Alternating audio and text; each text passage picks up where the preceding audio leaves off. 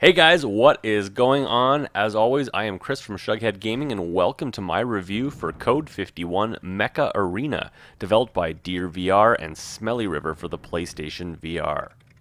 Since the PSVR launched, headset owners have been hoping for a mech game to come along. Something about piloting a big hulking robot just seems perfect for VR. Rigs was high quality, but its combination of sports and mech combat just didn't seem to land with the early adopters at launch. Then came along Archangel, an on-rails shooter with high production values and missed opportunities. While Skydance Interactive is promising a free movement multiplayer add-on for Archangel, is it too little too late? With Code 51 Mecha Arena coming out in North America this April 24th, it could be. Let's find out. Hey guys, if you liked the video, don't forget to hit that like button, and if you want to see more PSVR content from me, please consider subscribing. As always, let's start with graphics. Code 51 is a very solid game graphically. It won't blow your mind, but most aspects are actually very good, coming off as pretty much exactly what I think Archangel will look like as a free movement arena shooter. I'm not sure if this has pro support baked in, but regardless, this review was done on a pro. The big standout for me, and the most important in this game, is the draw distance. Graphic fidelity doesn't take a flying leap and turn into a jagged, blurry mess as you look out on the battlefield. Tracking and hitting mechs in the distance on the battlefield was easy and enjoyable. Lighting and shadows are serviceable but not outstanding, with few effects really at use. This is very much expected, as I'm impressed actually how great this game runs, and I'm sure compromises and optimizations for the PSVR needed to be made. Weapon and explosion effects are in the same boat, with limited particle effects at work. The overall look is again serviceable. Rockets leave a satisfying trail of smoke, and the expected sparks and explosions are all present, but won't really blow your mind. That being said, it's the package as a whole that does impress me. With 4 mechs at a time and fairly decent sized maps and a realistically textured world, I found myself actually shocked at how well this small development team pulled this off. The cockpit and heads-up display are done well, giving a sense of being in a cockpit and giving you all the required info you need to operate the mech. That being said, the immersion factor takes a huge fall because of the baked-in blinder effect from motion sickness.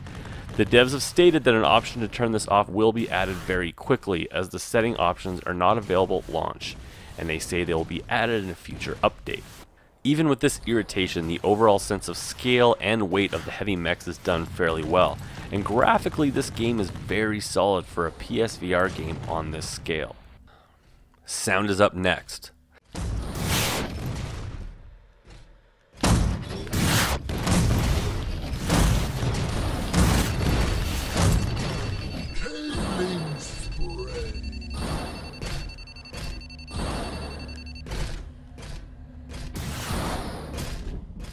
This is definitely a weak point in the game. It's not so much that the sounds at play here are bad per se, but rather the overall sound design seems unfinished. Some weapon blasts and hits go off without a sound, and distant firefights are often completely silent until you're close by, while popping in and out abruptly as you change distances. In addition, the overall positioning of sounds is done poorly and makes tracking opponents by sound difficult at times, while also just hurting the overall immersion. The sounds themselves range from decent, with some weapon sounds and mech movements coming off pretty convincingly, to not so decent, with environmental effects and other weapons coming off as very generic and not very well integrated into the soundscape as a whole. Music is kept to a minimum, really only picking up near the end of a match to signal the end approaching. What music is here, like most things in this game, is serviceable. It should be noted that there is a commentator during the matches. He will pipe in notifying you of kill streaks and changes in top scores. While coming off as an angry samurai, he was enjoyable and helped add some much needed atmosphere to the matches, even if it was an odd pairing with the apocalyptic war setting. Next up is gameplay. Code 51 Mecha Arena has a great foundation to build on when it comes to gameplay. Basically what it all boils down to is it's a lot of fun to play, feeling less like Mech Warrior and more like Hawkin. The mechs feel weighty and powerful, but nimble for what they are. Controls at a fundamental level work fine, but as I mentioned, with the inability to turn off the blinders, I wish there were also control options. as is turning your mech and aiming your weapons are both tied to your head tracking. Like I said, this works, but I found myself wanting to look around for an enemy without the mech turning, and likewise be able to move and shoot in different directions. This has also been mentioned by the devs on the list of changes for future patches. At launch, there are a total of 9 mechs to choose from, once you have them all unlocked. For the record, that's more than double what Titanfall launched with. All these mechs seem balanced well and competitively play really well together. Some are quicker with more powerful weapons, some are tanks but are slow, while others have increased flight time with their jump jets. Yes, this game will have you considering your vertical game as well, and it's fun. At this time, each mech has a set loadout that complements their class, ranging from laser-guided missiles, swarm heat-seeking missiles, 40 cal machine guns, and grenade launchers. While I had my favorites, all the mechs and loadouts were fun and had a definite gameplay strategy in mind for players. That being said, I am hoping custom loadouts and unlockable weaponry is added to keep things fresh and give more incentive to play. Currently, there is only a free-for-all multiplayer on deck at launch. There is a tutorial mode which feels more like an intro level to a single-player campaign, and a practice mode which is basically the free-for-all multiplayer mode offline with bots. This lack of multiplayer modes and a single-player campaign is disappointing, and in terms of multiplayer modes, this needs to be fixed immediately to include, at a minimum, team play. In online matches, I found players teaming up on their own anyway. The lack of team play is ridiculous and will kill this game on arrival if it isn't fixed. While we are on the topic of missing content, this brings me to the extremely anorexic selection of levels coming in at a grand total of 3. Now let me be clear, all 3 levels are extremely awesome and have their own unique strategies and layouts, but only 3 maps will get old fast, and again, I fear that in an online community that is small and quick to leave multiplayer games, this game will be a ghost town in a very short time.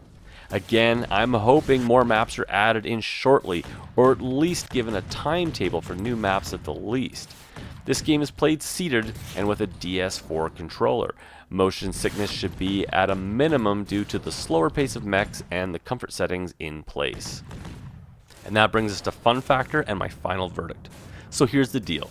This game basically feels like it's an early access release. There is an awesome game here, and I had more fun in multiplayer than almost any other PSVR multiplayer game to date. However, as you've gathered by my review, there is a lot of missing content and some sore spots to fix before this game feels complete. I also have my fears that the multiplayer community will dry up fast without additional content in the form of maps and modes.